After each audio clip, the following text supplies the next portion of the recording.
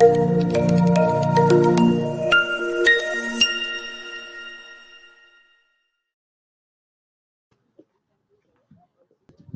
still here.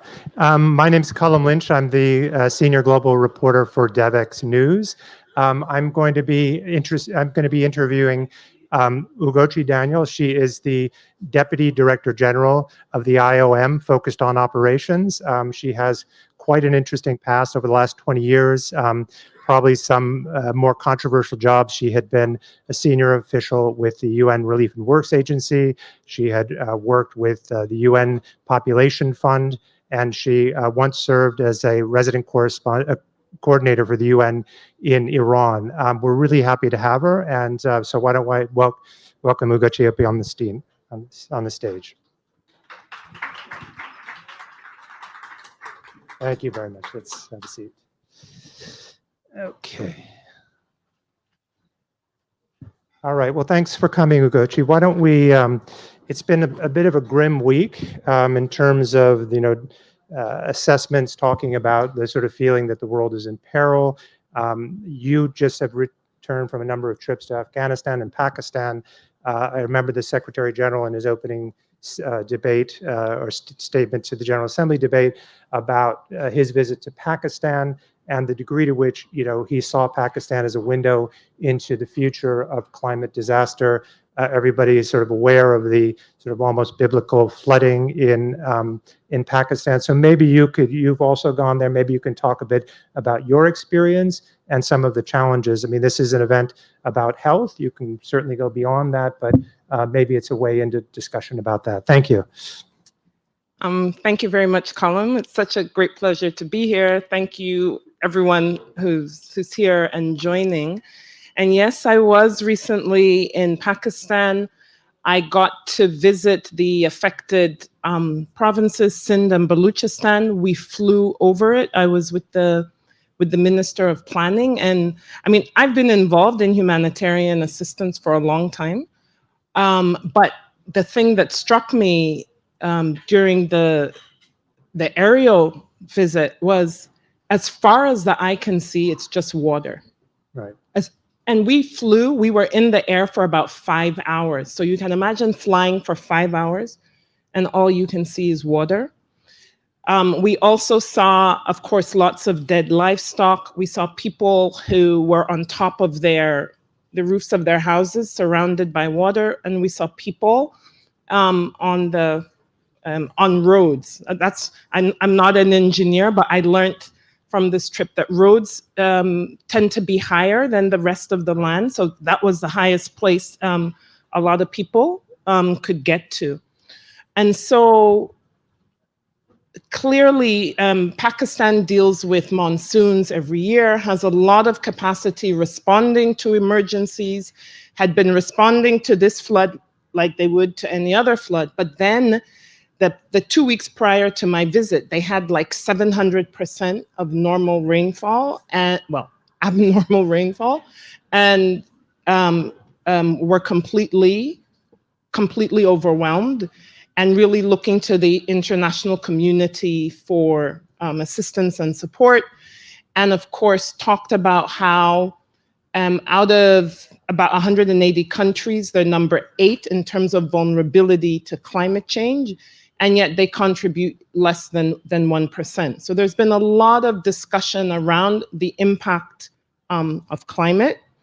And if there ever was a year when we've seen the fact that climate affects all of us, it was the year that we've had so far. But maybe a couple of things with regard to climate, people on the move, looking at Pakistan, but we could take any of the countries. It's important to recognize that what the impact of climate does is it makes everything else worse, right? So you're not going to be on the move solely because of climate, but all of the other factors are going to be made worse because of climate. So if you look at what happened in Pakistan, most of the people live in mud houses. So of course their homes are going to be washed away when there's a mega flood. And then when you begin to look at the capacity of the health system to respond to the crisis, you can see that it's overwhelmed. So the first point that's really that I really want to convey is the impact of climate is also a factor of what your socioeconomic status was before the disaster hit, which then leads us to two messages. One is around the importance of investing in the resilience of your people. And that's a responsibility member states have, so that then when climate does hit, they're resilient and can withstand the shock. So that's one. And then two is that let's not forget Paris, right? Commitments have been made to prevent the devastating impact of climate. We need to hold all countries accountable to their commitments. And then maybe the third key message around that is that when people then move because the impact of climate has made everything else worse, there is a responsibility, the international community, there's also the responsibility of the government to provide the services that are needed. So we know millions have been affected, we know thousands have died, but the reality is the deaths are, the significant number of deaths happen after the emergency has happened. The waterborne diseases, malaria. I mean, this is the first time I learned about mosquito nets for livestock. Right. Access to clean drinking water. So the real concern is, from a health perspective, are the waterborne diseases that are going to happen now and will cause more deaths than the disaster itself. So that's the real link on how climate affects people on the move and then impacts their health, also recognizing what was their health status and what was their access to health services beforehand. So you're in charge of operations. You go to Pakistan, you witness this massive devastation. The government, has dealt with this before on a much lesser scale. So what do you, as operations director, what do you do? And is it issues of shelter? Is it healthcare? Or is it just supporting the government? Do you have, your own sort of operations you're running? So it's all of the above. So the number one need was shelter. The government had provided 1 million tents. They needed 10 million more. In the previous emergency, 2017, and the earthquake, I think 2005, we as the UN Migration Agency actually lead on shelter. So our first, would I say, response, and as I was there, these were the discussions that we were having. How do we immediately get the support for shelter going, mobilizing supply chains? Where can it be brought in from? Many donors, well, I shouldn't say many, a few donors, we wish there were more, actually provided or are providing shelter as well as tents, also what we call NFIs, non-food items, blankets, cooking utensils, etc., which we then distribute through our network, our distribution network and partners, and we are present in all of the provinces. But it's important to keep in mind that it's about saving lives, but it's also about restoring livelihoods. This was an agricultural economy. They lost 100% of their cotton crop. A lot of I think the top 13 cash crops were all 80% or above destroyed. So at the same time that you're providing humanitarian assistance, you also have to be thinking about how are you going to restore the agricultural economy? How are you going to get people back to their I don't want to say normal lives, but to a life of safety, of health, of dignity, but also that they are able to recover. Right. So if we can switch a little bit, I mean, IOM was set up essentially established to provide relief for the resettlement of Europeans during the Second World War. We now have in Ukraine massive displacement of millions of Ukrainians, many across the border, many displaced internally.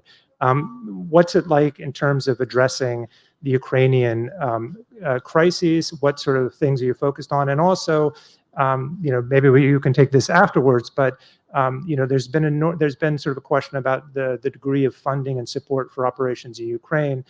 There are many problems around the world.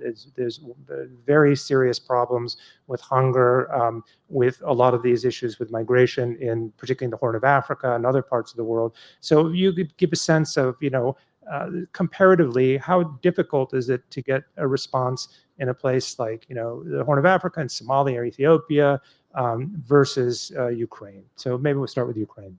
Okay, well, I'll start with the last part first. And, that's why, not just me, but you'll see a lot of UN leaders have gone to the Horn of Africa, have gone to Pakistan, have gone to Afghanistan, to highlight the fact that there are other crises going on in addition to what's happening in Ukraine. We as humanitarian actors don't want to be in a situation where we're choosing between which crises we're going to focus on, and to remind not just the donor community, because there's also a lot from individual giving, there's also a lot contribution support from the private sector, but let's not become immune or anesthetized to the fact that human life and human suffering is going on. It's not normal. It's not normal. It's not acceptable that this is happening, and somehow we're becoming normalized to it. And so the advocacy and the awareness raising on these other emergencies, that's why we are also doing it. Of course, that does not mean those displaced and those impacted by the war in Ukraine should not get support. But obviously, Ukraine has a whole range of also political and or geopolitical priorities that continue to keep it on the front burner. But the reality is there are so many other people that are suffering that we have a responsibility to attend to. But do you feel that you're sort of playing a losing game, that the numbers keep going up? I mean, what is it, 100 million displaced? It's gone up over 10%. And it's gone up over 10%. They're yelling at me to get this closer to my mouth. But every year we come here and we feel like this is the worst time ever, right? This is awful. I mean, we had, sort of wars in Libya. We've had the wars in Iraq. I mean, the devastation in Syria. I mean, every year it feels like it's the worst. The numbers seem to indicate that it is. And I'm just sort of curious also, like, is it getting to the point, this is also having a place where donor governments are tightening their belts, they're facing their own financial crises, they're turning somewhat inward. And, is it getting to the point where you just don't have the resources, that you can't do the things that you need to do, that it's not working? So there was recognition as far back as 2015 that continuous responding to humanitarian emergencies was not going to stop emergencies happening. And that's why we continue to see the numbers increasing, and that we really have to put in longer term, flexible funding in all the non-sexy stuff, in education, in health, the whole SDG discussion. And now that the system, every year we say we're at the breaking point, but now there's a very clear realization that as you're doing humanitarian response, at the same time, you have to be doing all the stuff that's required to build resilience. The thing is, investing in capacity building, strengthening systems, working at the local level, these don't make headlines, right? So much of this is driven. Okay, I need to be careful how I phrase this. Don't be careful, you're among friends. The role of the media is so important in highlighting emergencies, and they put the spotlight on emergencies. But at the same time, there's still, and I would almost argue, equally, if not more important work, hard work at the ground level that's not in the spotlight, that takes time, that isn't sexy, but is so, so, so important if we're ever going to have any hope of closing the gap. So that's one. And then two, what's also really important is recognizing the role the diaspora are playing, the private sector are playing, the individuals themselves Right. are playing in response. That has never been that's never been part of the formal humanitarian system. So let me take you something closer to us here in town. Over the last couple of weeks, you're anticipating this, Yeah, but I knew. there have been migrants, Mexican workers, Mexican families being put in buses and planes and sent to big cities, including New York, and sent to Los Angeles and other cities. First of all, I mean, is that even legal under international law? And also, I mean, how does the world, I mean, how does the UN, how does the world sort of view this sort of conduct? Okay, so speaking as the UN Migration Agency, and I know the politics and the narrative around it is what's all consuming at the moment. Right. But there has been so much that has already been done on this. There's something called the Global Compact on Migration. It's a 360-degree view on how to ensure that when people move, it's safe, it's dignified, it's regular, it's healthy, right?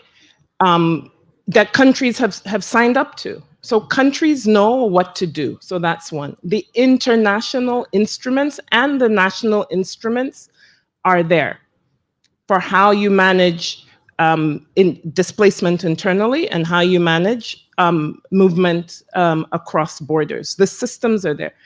Everything is there. And what we from the UN Migration Agency will always advocate for is that member states uphold their commitments, apply the international standards, the national laws, which are in line with the international standards, and that they treat people with dignity. Right, but are they violating those instruments? Are they violating those agreements, the governors of Texas and Florida?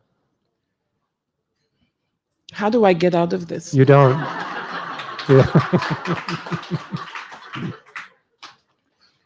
Because it's a domestic issue, right? No, yes, and no. From the UN Migration Agency, we're going to say, this is the international framework. These are the laws and policies. I mean, we support, and you mentioned it. I mean, we have been supporting U.S. resettlement. I mean, our history has been rooted in that. So the government knows what to do. They have the tools to do it. There's nothing I'm going to say that's going to be groundbreaking or new. And obviously, as a UN entity, we're impartial, neutral. So I wouldn't touch on the political part of it, but I will just advocate really strongly and remind all of those involved of what they've committed to do, and that everybody, I mean, it's not rocket science. Treat people like human beings, right? And the way you would want to be treated. Right. Okay. Well done. You slipped out of that. All right. So we have, while we're on Republican policy, I might as well, I'm going to do one last thing, which I've warned you. Where's the timer? Yeah. The other speaker ignored the timer. I'm really, you see, it's 0. Reproductive and healthcare is under assault, particularly in the Republican Party. We all know this. It's been going on. Like, on the ground, how does that sort of impact the kind of health work that you do? Like, how does one deal with this? Are you guys insulated to a certain degree? And it's not just the United States. There are plenty of governments who want to roll back financial support for these kinds of activities. So how do you do it? So this is an area I've been working on for, God knows, almost 30 years. And When it comes to sexual reproductive health and rights, all of the evidence shows the positive outcomes for women, for the children, for their families. Right. And again, it's kind of similar to what I said before, setting the politics aside. It's not good business. It's not smart health outcomes. It's not, the issue of rights doesn't have the same, what's the word to use? It doesn't have the same gravitas with policymakers as as it should. But fundamentally, if you look at what has happened in the history of many countries, as you strip away rights, it doesn't mean that the needs reduce. So what happens? It becomes riskier. It becomes illegal. It becomes less safe. More people lose their lives. And these are outcomes that don't serve anyone. And this is, all the evidence is there. Right. Okay. You did good. You did great. As usual. All right. In any event, thank you so much for being here. I think that. And thank you, Colum, I think. Yeah.